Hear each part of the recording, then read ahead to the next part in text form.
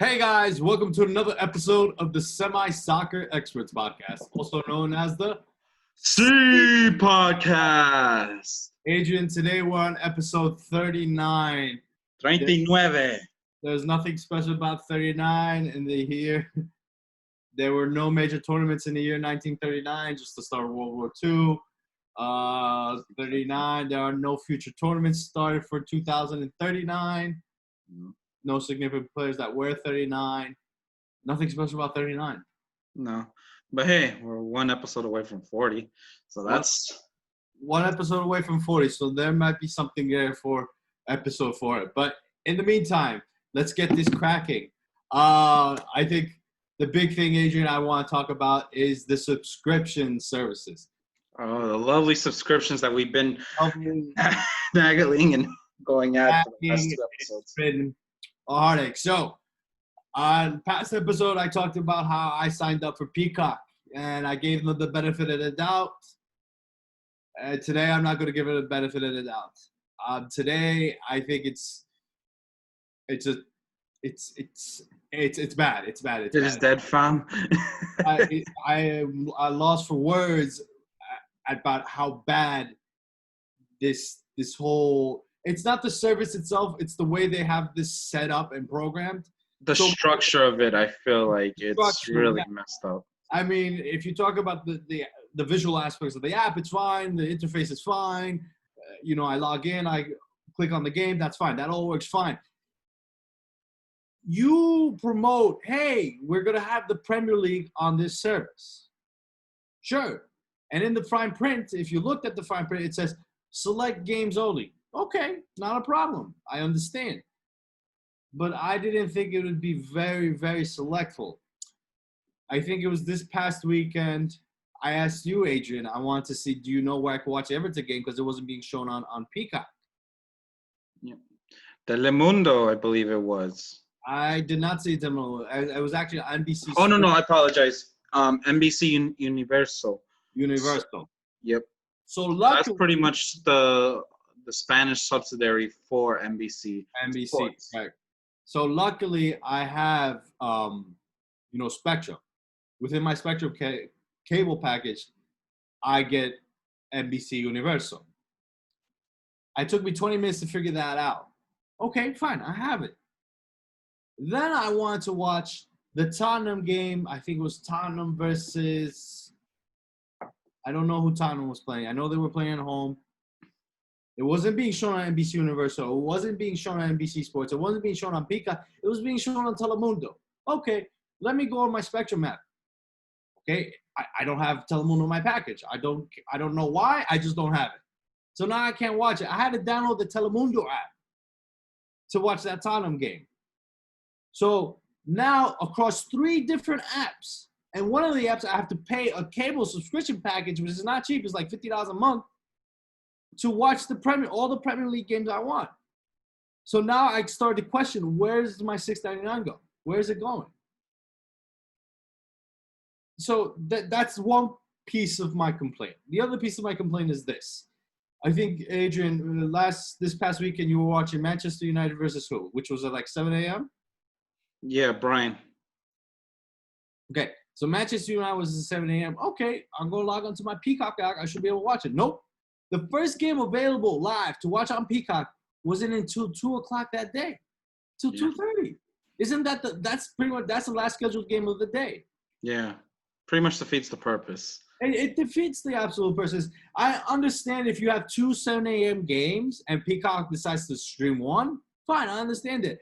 But from the moment I wake up, I have to wait till 2:30 to watch a Premier League match. So that's what my question is, where's my money going?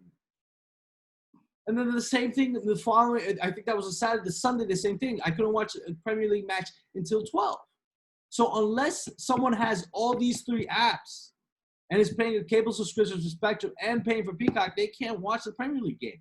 Yeah, it really has gotten a lot more complex as to what specific package you need to get to even watch soccer nowadays, especially on NBC.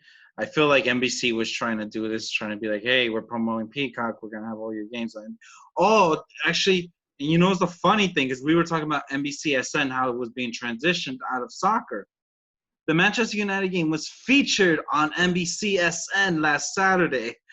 So that's another subscription you have to get on top of your own cable bill. So, if you get a regular cable subscription, you don't normally get NBCSN, especially on the Spectrum side of things. For me, same thing. I don't get NBCSN. I'm lucky that I'm Latino and I don't care about watching the games in Spanish or English. It doesn't matter. So that's why I was lucky to see it on NBC Universal. However, there's some fans who won't even watch it in Spanish, or just like won't even notice it's on that channel, or don't even have it. So it's really ridiculous that NBC is doing a half-ass job with the EPL right now, and it's gonna get worse. And the complaints are just coming in. There's Yeah. even been an article that you even shared with me the other day, saying like how the consumers being screwed. The consumers within the United States are getting screwed out of their soccer content because there's so many subscriptions. Different companies are like trying to bid like for specific exclusive rights instead of like figuring out a way just to share all the streaming for like as much as like the main like the European leagues. But everybody's just being greedy and just want a piece of the pie for themselves. And because of this greed, the consumer's getting hurt and affected by it. Like, Right. I'm lucky enough to still get NBC, and I'm gonna pay for Peacock because it's unpredictable, and you still can't get a good amount of games. But whenever the chance United's gonna be on it, might as well, or just watch some other EPL thing, because I'm not gonna watch anything else on NBC. I give two shits. I'm just doing it because I love my team, and I would watch another team. But I would like, just for paying that much money, to do the same thing that ESPN Plus is doing for the same amount of money, showing all the games, and you can watch it anytime. It's fucking mind-boggling. It is mind-boggling.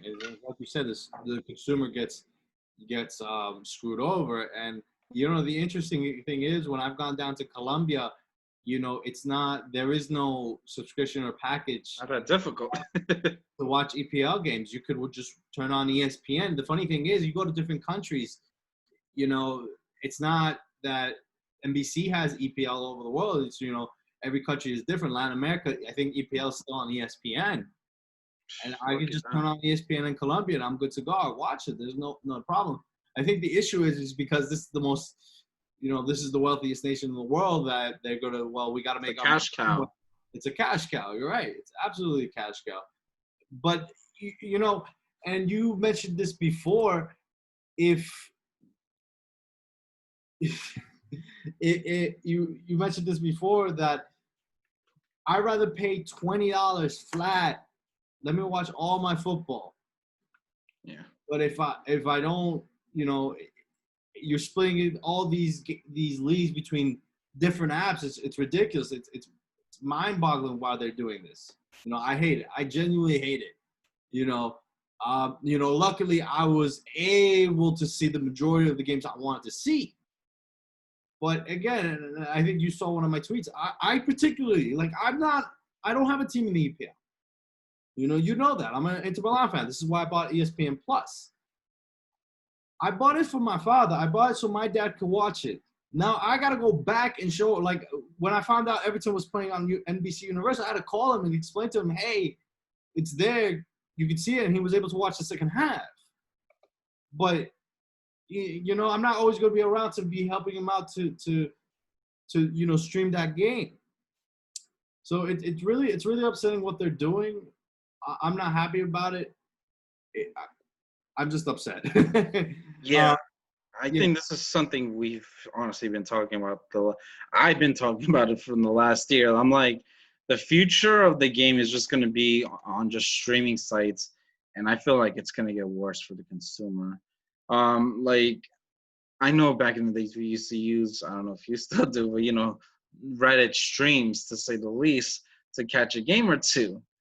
And I don't care. I feel like at this point we're like pushed to the edge where we have to. But now it's getting even harder to stream these games and share the link on Reddit, because a lot of privacy is being very, cut out, and they're just, a lot of the people who have the rights to it, they're getting their lawyers and, cybersecurity to shut that shit down as soon as they get a whiff of it.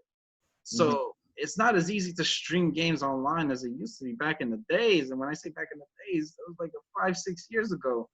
Like nowadays, like with streaming just being the biggest thing going on, I feel like there's all these companies are taking advantage of it. And it's not going to get any better. They're screwing television out. You can't even see in the bars anymore. You have to literally like beg like a bartender luckily have a bartender who has soccer knowledge and is aware like what channels the games are, or if he has to go on to his fucking ESPN Plus account just to stream the goddamn games. Right. And I think I showed you the other tweet. It's rumored that was it Amazon, which Netflix is trying to buy the rights for the Serie A. Was it Netflix or Amazon?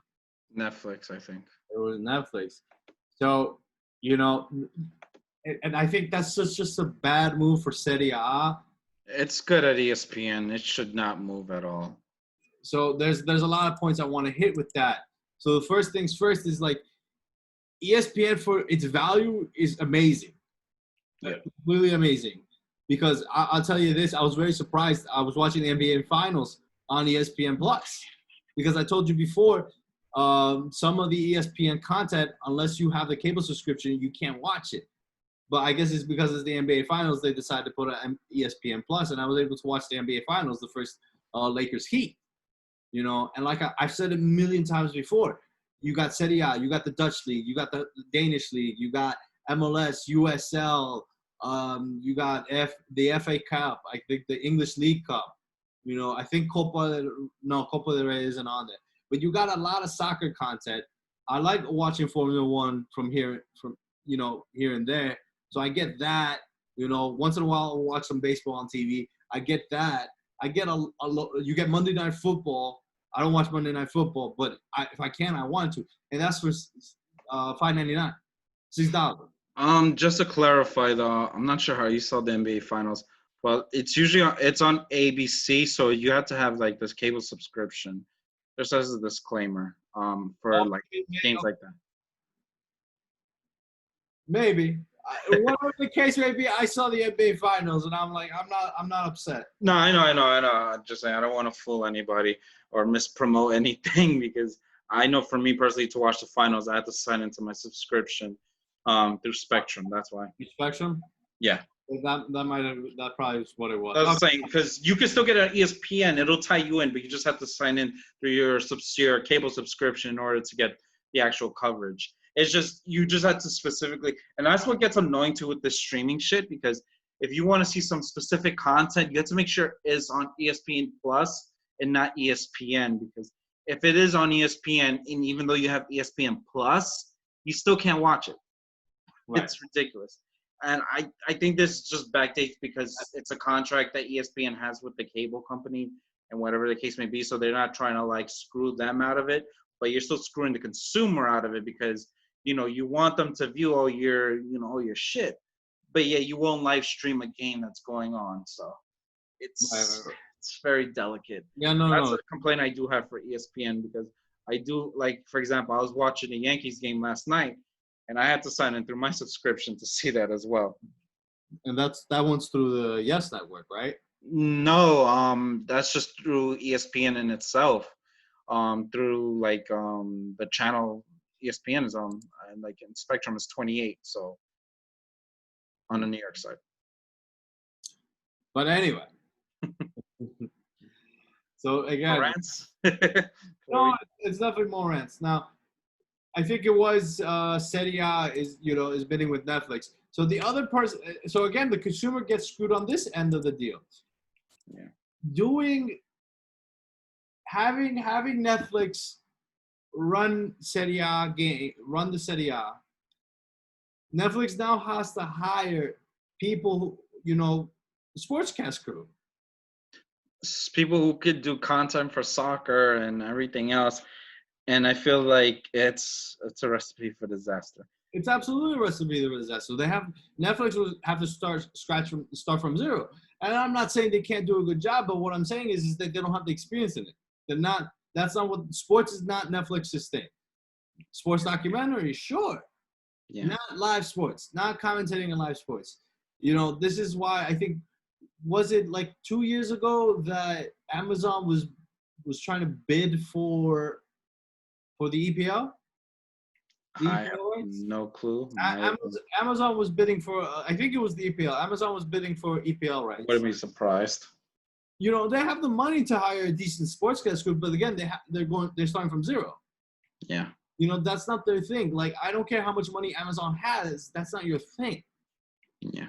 You know, you don't have the expertise. You don't have the experience. And I sound like a fucking broken record player, but that's the truth.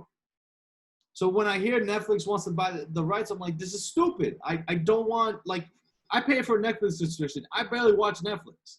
Again, I do it so for my parents and my sister can watch it. It better not raise my price. It better not raise the Netflix price. Yeah, I can honestly imagine them jacking up the price to like $15 a month just for EPO content. Do the same shit with Peacock. Nah, they probably won't do the same shit as Peacock because it'll be just on their streaming site or channel, whatever they have. So, but Right. I could definitely see that in the future. But and I think we've mentioned this before when these leagues, they negotiate with these providers, you know, they're shooting themselves in the foot because the consumer doesn't like it. I've said to you many times before, the Champions League belongs on ESPN. I'll be honest with you, Fox Sports did a decent job, and I would say Turner did a decent job. But now you're giving it, what is it, CBS now? CBS, friends at CBS Sports, how you doing? CBS Sports. At least, you know, I think that's gonna shit the bed before it even starts. It's already shit the bed, to be honest.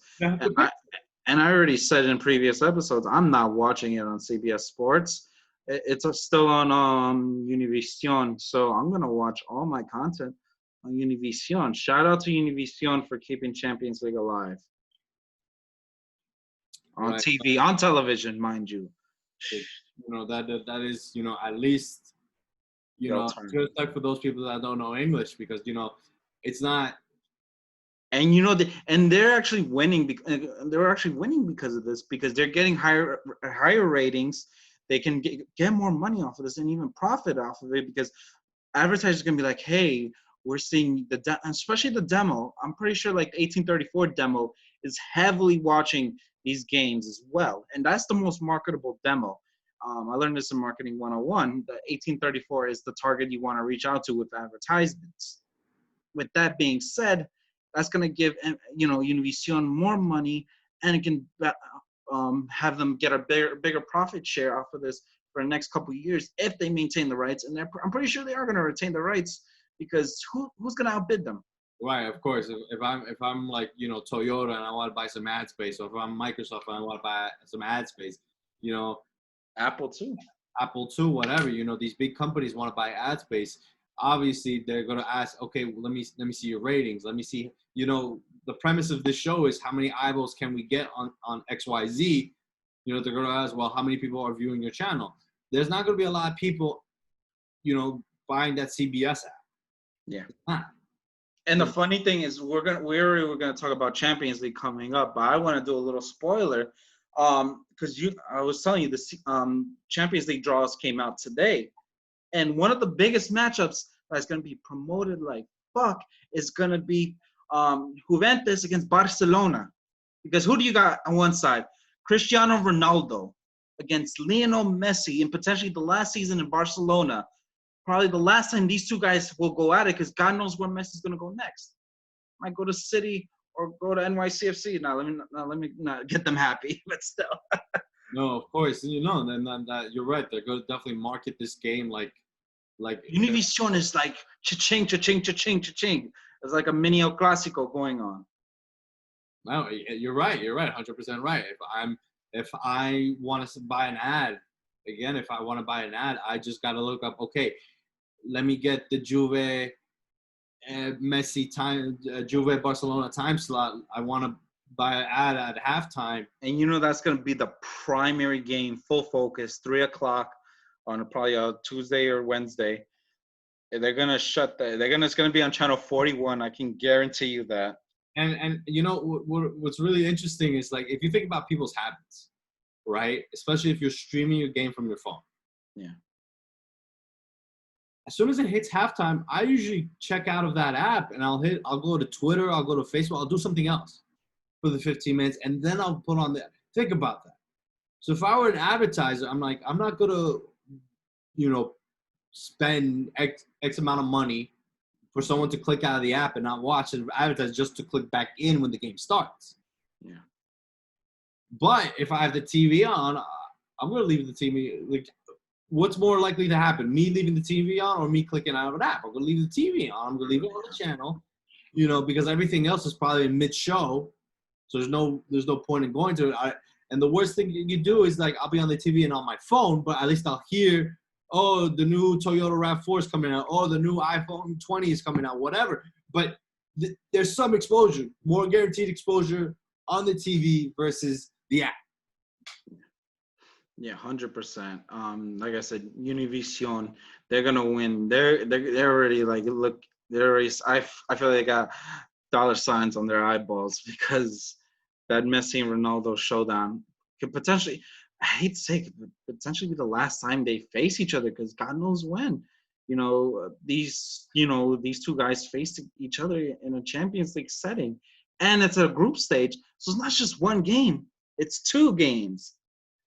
So with that magnitude, boy, they're gonna get all these. No, absolutely. It's going to be a cash cow. CBS is gonna try and market as much as they can, but they better keep that trial fresh, a 7-day trial, whatever trial they want to do, because the only way they're gonna attract fans is if they do that trial business. Or the poor saps who are gonna pay for the subscription. I'm not paying for CBS. And I really, I'm very curious to see what the ratings are for Peacock and what the numbers are, because, like, they're not gonna I don't think they'll disclose it, to be honest, because these are streaming sites, and unless you get like somebody who's really well versed in picking out because it's different than the ratings. So I guess just seeing the total amount of streams or how many hits it gets is the only way it can determine. No, right, of course. But it's very. I think it's important that we look at those numbers because, again, it's just the way, like, you've seen the interactions on Twitter, on Twitter, and people are just like, what is this? What is this nonsense? But the Champions League, also another thing, it's going to be crazy nonsense for CBS. Not to sound like a broken record, but Univision has got the whole thing in the palm of its hands. So they really do. I'm very anxious to see what happens. Yeah, and speaking about Champions League, since we're already on the topic, the draws was released today. So for Group A, the biggest game. Well, I'm not going to disrespect all the teams, but we have Bayern Munich, Atletico, Salzburg, and Lokomotiv Moscow. Always the biggest games: Bayern Munich and Atletico Madrid. The Group B got Real Madrid, Shakhtar, Inter Milan, your boys, Borussia. I can never pronounce his name. Mönchengladbach. Mönchengladbach. Yeah, somewhere around that realm. Group C, Porto, Marco's favorite team, Manchester City, Olympiacos, and Marseille. You were being sarcastic with that, right? Of course I was. Shout out to you, Marco. Group D, Liverpool, Ajax, Atalanta, and FC Midgetland's gonna get screwed, but hey, at least they get an experience for Champions League. I do remember United playing them in Europa League a couple years ago. That's an interesting group because Liverpool, obviously they'll probably top the group or get second because Atalanta has been, they were the Cinderella draw last year, and we'll see if they can do it back to back. And you never know Ajax how strong they can do this season as well. Mm-hmm. And then Group E, you got Chelsea, Sevilla, Krasnodar, and Rennes. Interesting group, but not that interesting group. I'm bullshit. Sevilla and Chelsea look like the runaways. Group F, Zenit St. Petersburg, Borussia Dortmund, Lazio, and Club Brugge. I see Lazio and Dortmund going out of this, but going through. But Zenit St. Petersburg is always a team that you never know can, end up second. And then Group G, the favorable group, or the big money group, Juventus, Barcelona, Dynamo Kiev, and Ferenc Servaz. I apologize for butchering that name. But obviously, Juventus and Barcelona are probably going to go through unless something crazy happens. And final group, the most exciting group, yeah, PSG, Manchester United, RB Leipzig, Istanbul, Başakşehir. It's a Turkish team. Like I said, I'm sorry if I butcher your names. But that's another interesting group because either three, PSG, Manchester United, RB Leipzig, can get out of that. One team's going to get screwed and stuck in Europa League. Hopefully not United. Over 99. Probably, honestly, probably the most exciting ties, definitely Juve, Barca, Liverpool, Ajax. That's gonna be the exciting match. That's gonna be a good tactical matchup. Very good time, and then Bayern Munich and Atletico Madrid. Another one as well. Those are probably, I like the French teams. Rennes. I'm very excited to see what they do. I'm very surprised. I thought Lyon was doing a little better. Mm-hmm. No, I think they were out of the top. I think they were like 6th, 7th around there. That's pretty much another reason why Depay wants to leave Lyon because he wants to play for a Champions League team, Barcelona. And more than likely, probably by the end of next week, he will be a Barcelona player if the cards are played right. If the cards are played right. I think Messi needs a lot of – I don't want to say he needs help, but he's going to need to strengthen that squad if he wants to. Yeah, especially the way Griezmann's been playing. I don't see Barcelona being a powerhouse as they usually are. They lost Luis Suarez. They did get a new right back we'll talk about in a few, Serginho Dest. But it's an interesting year, especially for Barcelona. So Barcelona has probably the weakest out of the top teams. Is the weakest squad. PSG, obviously they made the final, so they're probably the strongest out of there. Then you have Bayern Munich, which won 10 out of 10 games. Borussia Dortmund's always going to be a strong favorite. Sevilla won the Europa League final. Chelsea, Liverpool's obviously another favorite. And then Real Madrid and Inter Milan. Obviously, Inter Milan are having a renaissance, and I think Real Madrid, after winning La Liga, we're not convincing. But since Cristiano Ronaldo left, they've been working on things, and I think they're slowly improving back to, what they were, or who knows if they'll ever be as great as they were. But they're working on it. But my favorite for the Champions League this year. Manchester United?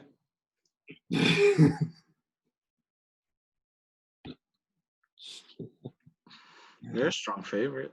It would probably be Bayern Munich. I'd say Bayern Munich. And they'll retain back-to-back?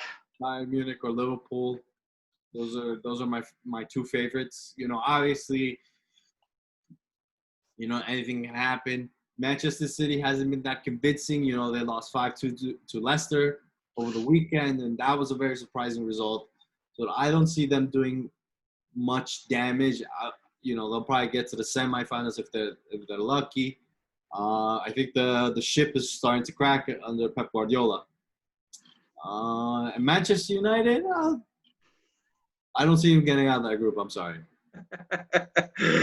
Oh man, PSG is the better team, and I know PSG, and that's the thing too. I know PSG is looking for blood, especially since we beat them out of the groups, not groups, around the 16 a couple years ago. Yeah, they're looking for blood, and especially you got a fully fit Neymar and Mbappe. It's gonna be an interesting tandem, especially when you got Harry Maguire, Lindelof on that back side. Did they take away his captainship? Come again? Did they take away Harry Maguire's captainship? No, he's still captain. He's English. He's gonna be captain. I expected that. Yeah. But since we did mention Barcelona, I think it's very important to mention their transfers. We could talk about the ins or the outs first. Who left? Who came in? Where do you want? Might as well talk about who left. One of the biggest players to leave the squad has been Luis Suarez.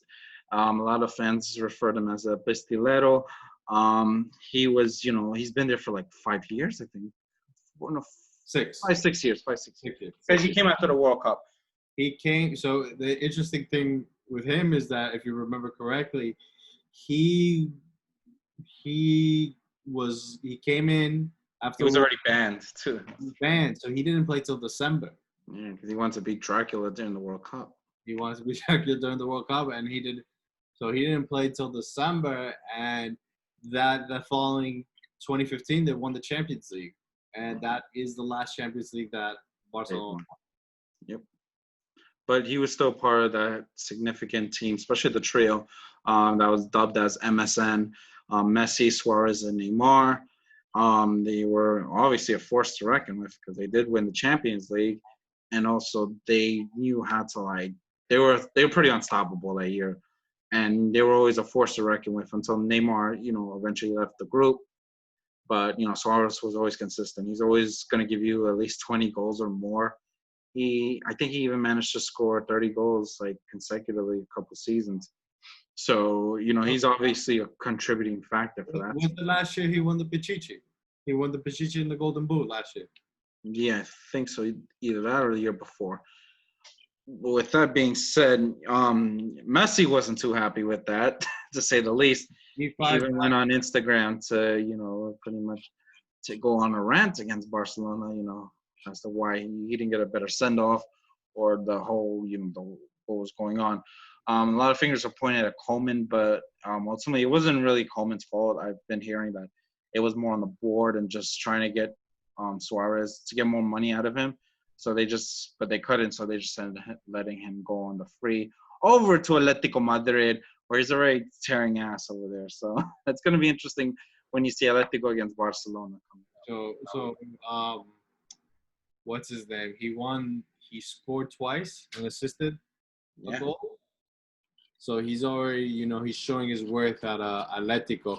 And I think, his lack of play or his decrease in productivity is a result of, just Barcelona is becoming a bad team. The reality of it is that, they don't have the players that they used to. Yeah. They went through, what was it, two managers really quick. It hasn't been a good period for Barcelona, and obviously the board is to blame. The board and whatever his name is, Bar Mateo, they're definitely to blame 100%. But hopefully, Barcelona comes back into a resurgence and becomes the team that they used to be, because they produce exciting football. They are, when you think of soccer, that's one of the clubs you think about. You think of FC Barcelona. This is for someone who prefers Real Madrid, and you prefer Manchester United. But if you think about soccer, people think Messi and that crest. That crest is recognized worldwide. And hopefully, I think given the last 10 years and the amount of trophies and the consistency they had within the past decade is what really skyrocketed them to be as big as a powerhouse they have. They're pretty much like how the Golden State Warriors as well. And if you want to compare them to an NBA or United States type of ordeal, but prior to 2005, I don't think half the fans even knew what the fuck Barcelona was or what they stood for. And nowadays, a lot of the soccer fans just gravitated to them because they've been one of the powerhouses, and with Messi, being the whole the centerpiece of it all is what made them big. And I feel like they are dwindling a little bit, but their recent results have been saying otherwise. They've been winning games so far, but we'll see how this goes, because it is a long season. And not only did they lose Suarez, I also remember they also gave away Rakitic, and he's back in Sevilla. Yeah, Rakitic is back in Sevilla. Yeah, that's where Barcelona got him from. Rakitic had a good, productive about 5 years. Yeah, same time I think as Suarez, more or less. He was a very key piece to Barcelona, midfield. And he was a very key piece to the Croatian national team. Funny enough, he was born in Switzerland. But uh, again, it's just an era gone by, a sign of that we're getting old and times are flowing Time by. flies. Yeah, time flies. I'm But flying. with that being said, with Barcelona, also another player that left was Nelson Semedo, who actually, so not surprisingly, went over to Wolves as another Portuguese player to play for that team. It feels like they can do a whole starting 11 with just Portuguese players in that squad. But yeah, so he's another piece that left, and with him being gone, they actually bought Serginho Dest, an American player who actually was not born in the States, as you mentioned, Mario. Is highlighted as one of their big, transfer buys for this season, and is a promising upstart for the future as well. All right, so this is kind of where I wanna take control of this conversation. So there has been very big talk on Twitter about the future of the American game because this player, and did we already mention Conrad de la Fuente? No, we didn't mention him. So Conrad de la Fuente has also signed for FC Barcelona. Two American players that signed for the biggest club in the world. Arguably, and Conrad is still, I believe that he's been looked at, and what's his name, by Coleman. What's the new coach's name? Yeah, Ronald Koeman. Ronald Koeman Was the Dutch manager. And it's fine. I'm not trying to take anything away. He's 19 years old. He's going to be a future star. Is what he is. But can he break into that starting 11 though? We'll see. Again, he's still 19. I think he's got a lot of time to go, but that's not. I'm not trying to make that point right now. I don't like how American Twitter says this is the future of the American game. Right, this is the future of the men's national team, but they are the products of especially Serginho Dest. Serginho Dest. The only reason he plays for the men's national team, or he will be playing for the men's national team, is because he's an American passport. And without trying to sound xenophobic, I'm not trying to sound xenophobic, but he is not a product of the American soccer system. He's a product of the Dutch soccer system. Yep. I'm glad that I'm not an American fan, but great that he's representing the United States. If that's where he feels he wants to play for it, he's eligible for it, by all means, go for it. But do not confuse this as this is the product of the American soccer system. This is not. Conrad, on the other hand, is. He is a product. He is a product of the FC Dallas youth system. I'm sorry. No, he's not. I'm thinking about another player. I'm thinking of another player. McKennie? Conrad is actually a product of the FC Barcelona system as well. Who's the player that I'm thinking about the FC Dallas system? Was not McKennie? Might have been McKennie. McKennie is part of the FC Dallas system. But going back to Conrad was born in Miami. He lived there to the age of 10, and his father took a job in the Haitian consulate in Barcelona. It's fine. If he wants to go represent the United States, I'm sure he's eligible for Spain. I'm sure he's eligible for Haiti. Yep, all three he's eligible for. But again, he is not the product of the American system. Nope. He's the product of La Masia in Barcelona, and Sergio Dest is a product of wherever he was playing in Holland. So I can't realistically say that great they're playing for the men's national team, but I can't realistically say that more is to follow. Now, if you look at the case with McKennie and Gio Reyna, they're definitely products of the American soccer system. Would you argue to say Pulisic as well? No, I think he went over to Dortmund at 13.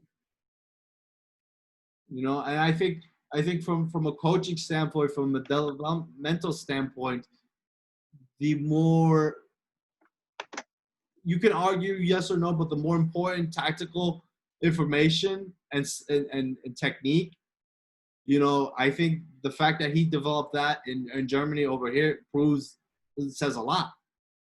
But to be honest, he joined in 2015, so he did spend some time in the U.S. ranks up until he was 16, give or take.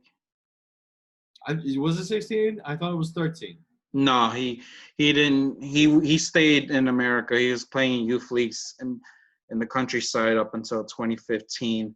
So he was a good like 16, 17 when he went over to Borussia Dortmund. But But still, that's where he pretty much elevated his game, though. That's the he other thing. elevated his game, right? So, but he's not. He's not. What's it called? 2015. All right, yeah. So give or take.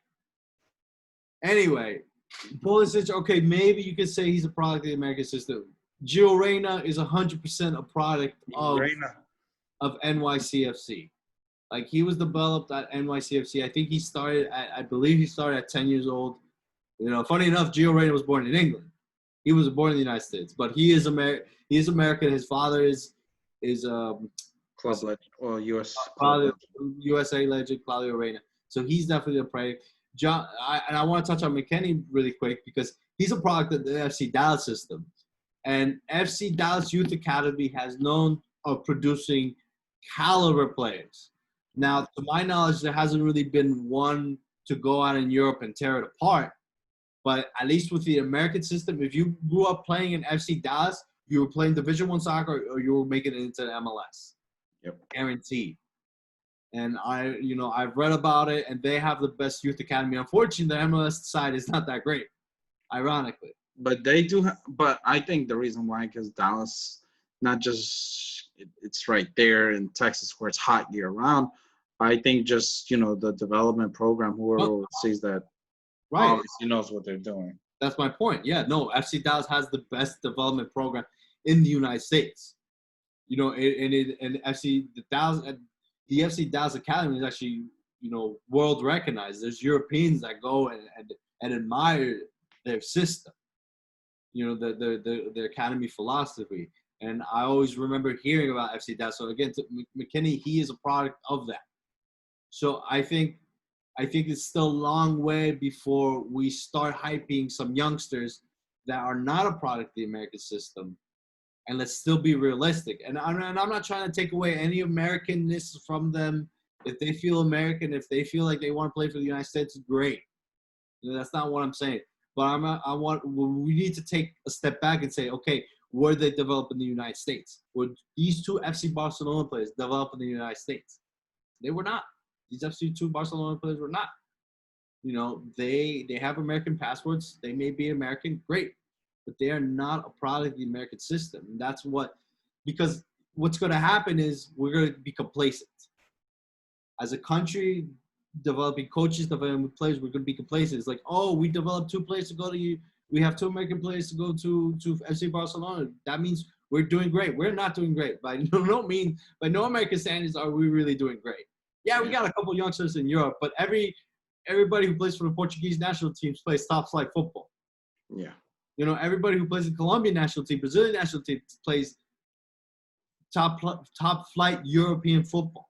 Yeah, it's not like some championship side, like legit professional, like top one, top league, European football. A little shout out to Jack Harrison. He plays for Leeds United. He spent some time in the United States. Funny enough, he's actually from He's English. He's English, but he's from the Manchester United Academy. Yeah, he developed there, but he didn't, really progress through there. He was not sought out through the ranks, so he ended up taking his talent. And this is an ironic case scenario. He's one of the few that I've seen that actually went from England over to America, blow up in America, and NYCFC, and then come back to England, and now is starting to get more recognized again. So that's a little interesting story with Jack Harrison. But shout out to him because I'm not sure if he's outright. Oh yeah, he's still on loan from Manchester City. So I'm sure if he does good enough, Pep Guardiola's could probably ask for his services. United should steal that contract because I would love to have him on the team. I think the last I checked though, he was a little bitter about that Manchester United stuff. Well, we may get Sancho, so who knows? But Uh, with all that being said, and I think you're trying to tie it at home. I think there's a lot of misconceptions said about America's future. Yes, the core of talent that's blowing up right now is looking great. We did, like I mentioned, Weston before we went live. Weston McKennie in the midfield as a number 8 or as a number 6 even, and you have Tyler Adams, same thing, can play number 6 or 8 in that midfield. That's a solid midfield partnership. And you can either put Baby Reina in the number 10 spot or slide him out wide and interchangeable with Pulisic on either the wings as well. And you also have Serginho Dest, who could play right back. mhm. And that's not even it as well, because United States do have some core players as well who can play striker, and Jordan Morris, who's actually stood in MLS. And shout out to him because he's tearing up at MLS and still getting call ups, and he's still being as consistent as he can be. As of now, the United States do not have a solid defense at all. I think our best defender is John Brooks, to be honest. Goalies, I know Stefan is playing for Manchester City as a potential backup. So I think for now, the future does look bright, but there's still gaps in the United States team. I think for them to be a potential World Cup, team that can contend, they still need to develop more players in all the positions, not just the core midfield, and have one or two standout, wingers. You do need a whole starting 11 who can break through and who can tear it up and can contend with the top teams in Europe and in South America. Because right now, last year around the same time, you didn't have all these stars, but you did see a complexity of them against Mexico, and they got torn apart. And I was there live. They lost literally against Mexico, and you could still tell they're miles behind from competing against the best teams. Mhm. And given is the coach, he's pretty much an MLS coach at best. Still don't know why he's coaching the national side, but That's a you know, different topic for another day. yeah, that is a topic for another day. And we'll see how, there's still international games going on right now. And that's another topic too, because there's been some talk about teams, players that can't even play for the national teams because of COVID and everything else going on with that. Right. Yeah, and COVID is screwing it up for everybody. Yeah. So a lot of even the World Cup qualifiers has been pushed back to next year. Oh, I didn't see that. Yeah. There's also the tournament. I forget what tournament they're doing with CONCACAF. In 2021, we're doing another tournament just for, I think, bragging rights and for another stupid trophy. Yeah. All right. So, Adrian, I think we're running out of time, but anything else you want to cover before we call it a day? That was pretty much it. I was just recapping what you were saying. Actually, it's the Gold Cup is next year. My bad. Gold Cup was actually supposed to happen, I think, this year. But it got pushed back. It's gonna get pushed back to next year. So it's gonna be interesting to see how the Gold Cup does get played out. And you also got the qualifiers for the World Cup going around almost at the same time. So next year is gonna be full of footy, to say the least. But that's all I had to say. I had my rant. You had your rants. Hopefully, I can't predict how the future is gonna be for streaming, but I feel like we're gonna be in a long run with this shit show. All right. Well, Adrian, it's been a good rant, like always. Yeah. Everyone, have a great night. Keep listening to us. We always got a lot to say. Yeah, we do, and thank you guys for listening to our episode. Episode 40 will be coming out. I know we've been talking about getting the guests on here, and obviously I'm gonna try and see if we can get somebody, just to share their viewpoints. Obviously, let's see our faces, but it never hurts to have somebody else talk more football stuff. More football, right? Talk about the beautiful game as well. Okay, so thank you guys for listening. Have a good one.